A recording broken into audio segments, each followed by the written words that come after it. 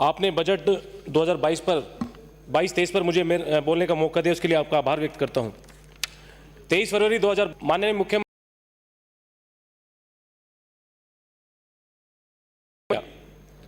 और अगले ही दिन यानी 24 फरवरी 2022 से इस बजट पर वाद विवाद चालू हुआ।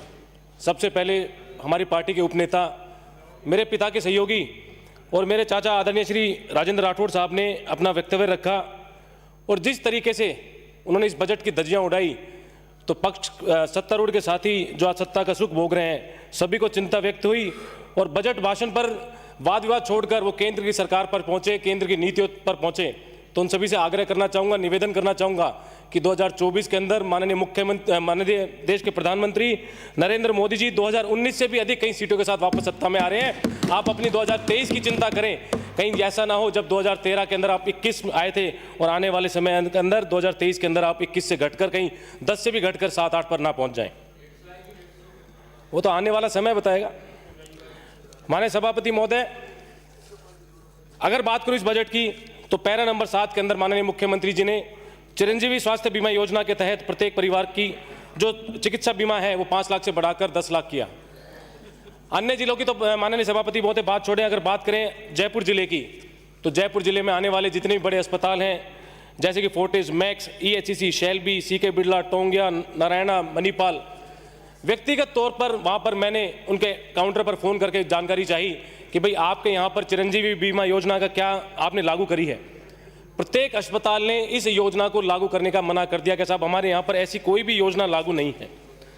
अगर यह हाल प्रदेश की राजधानी का है और बड़े अस्पतालों का है, तो अन्य जिले जो पिछड़े जिले हैं वहाँ पे अस्पतालों का हाल आप जान सकते हैं। वहाँ पे जो गरीब लोग रह रहे हैं उनका इलाज कैसे होगा, ऐसा आप जान सकते हैं। जब चिरंजीवी योजना को अस्पताल लागू ही नहीं कर रहे, तो इस योजना को लागू करने का क्या औचित्य है। राज्य सरकार, मैं मांग करता हूं माननीय मुख्यमंत्री जी से कि इसके सफल क्रियान्वयन के लिए, निगरानी के लिए एक उच्च स्तरीय नोडल एजेंसी बनाई जाए और साथ ही साथ इसे सभी अस्पतालों में लागू करने के लिए सभी अस्पतालों को बाध्य करना चाहिए। अगर कोई अस्पताल इसे लागू नहीं करता तो उसके खिलाफ कठोर कार्रवाई की भी कठोर कार्रवाई का भी प्रावधान लागू करना चाहिए। माननीय सभापति महोदय, पैरा नंबर 40 के अंदर माननीय मुख्यमंत्री जी कहते हैं, opportunities are not offered, they must be wrested and work for, and this call for perseverance and courage. और उन्होंने इसका मतलब भी बजट भाषण के अंदर बताया, अवसर प्रदान नहीं होते, उन्हें हासिल करना पड़ता है, उसके लिए काम करना चाहिए और इसके लिए आवश्यकता है दृढ़ता और साहस की। पर मेरा मानना है आज का प्रदेश का युवा इसका जो मतलब निकालता है वो है कि सरकार आपको कोई अवसर प्रदान नहीं कर सकती है।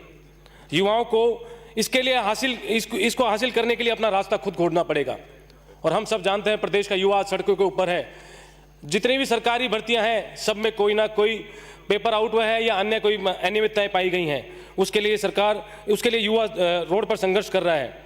और तो और अगर देश की बात करें तो राजस्थान ऐसा प्रदेश है, देश का ऐसा प्रदेश है जहां पे हर दूसरा ग्रेजुएट व्यक्ति बेरोजगार है और राजस्थान इसके अंदर प्रदेश के अंदर पहले स्थान पर आया है।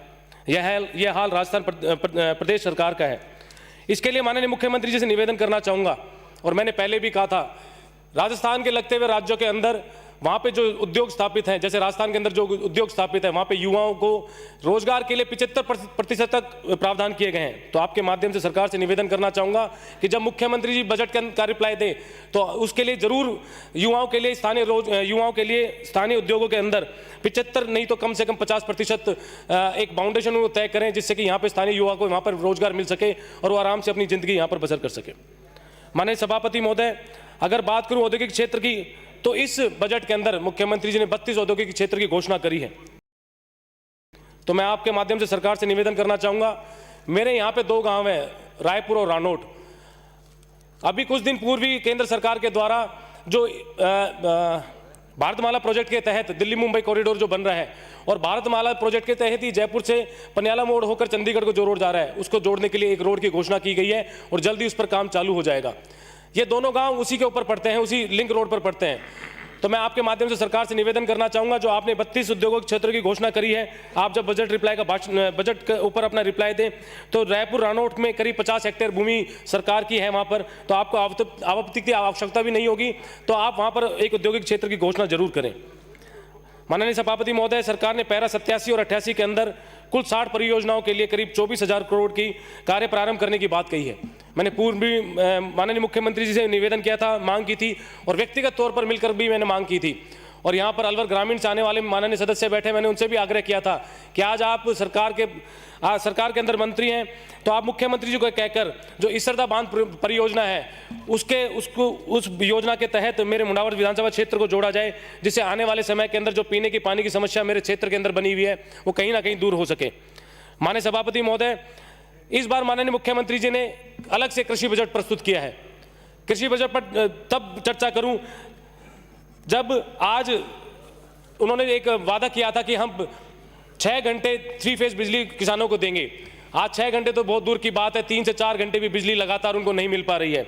समय समय पर ट्रांसफार्मर नहीं मिल पा रहे हैं, जिसकी वजह से अब जैसे कि एग्जाम आने वाले हैं तो किसान का बच्चा वहाँ पर परेशान है, वो समय पर पढ़ नहीं पाता है।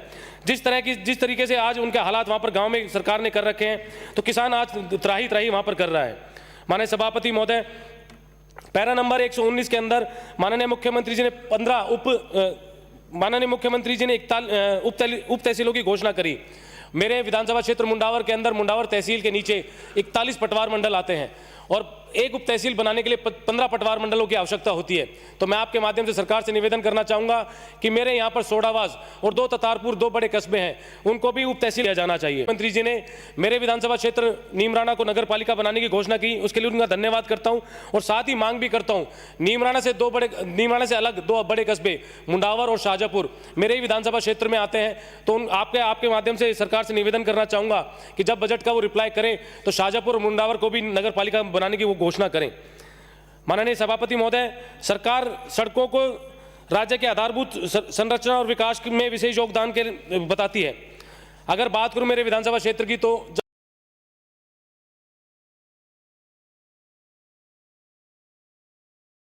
जब 48 बंद था, मेरे यहाँ की करीब उसके लगती हुई आसपास की सारी सड़कें टूट गई हैं।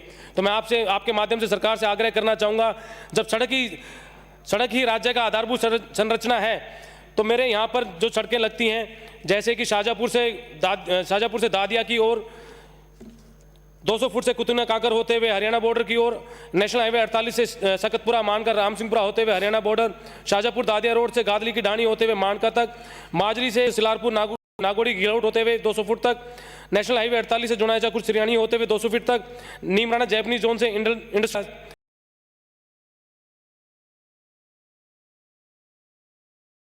जाट रोड शाहजहाँपुर रोड तक, नेशनल हाईवे 48 से शाहजहाँपुर श्याम मंदिर तक। ये सभी सड़कें ऐसी हैं जो आवागमन के लिए बहुत ज़्यादा आवश्यक हैं, और बहुत सारी सड़कें इनमें ऐसी हैं जो हरियाणा बॉर्डर को जोड़ती हैं। तो आपके माध्यम से सरकार से निवेदन करना चाहूँगा कि जब आप इसका बजट के अंदर रिप्लाई करें तो कम से कम एक अलग प्रावधान बनाकर, जो हाईवे बंद होने की वजह से सड़कें टूटी, उनका एक अलग से प्रावधान बनाकर आप इन्हें जोड़ने का काम जरूर करें। माननीय सभापति महोदय, सरकार ने इस बजट के अंदर कहा कि करीब हमने 1 लाख तो सरकारी नौकरियां बढ़ते समय में हो जाए, भर्तियों की बात रखी। और उन्होंने कहा कि जिस तरीके से special integration unit for crime against women का उन्होंने संरचना करी, इसी आधार पर एंटी करप्शन सेल, जो कि एंटी चिटिंग सेल, जो कि चिटिंग की रोकथाम करेगा, उसके लिए उन्होंने गठन की बात कही है।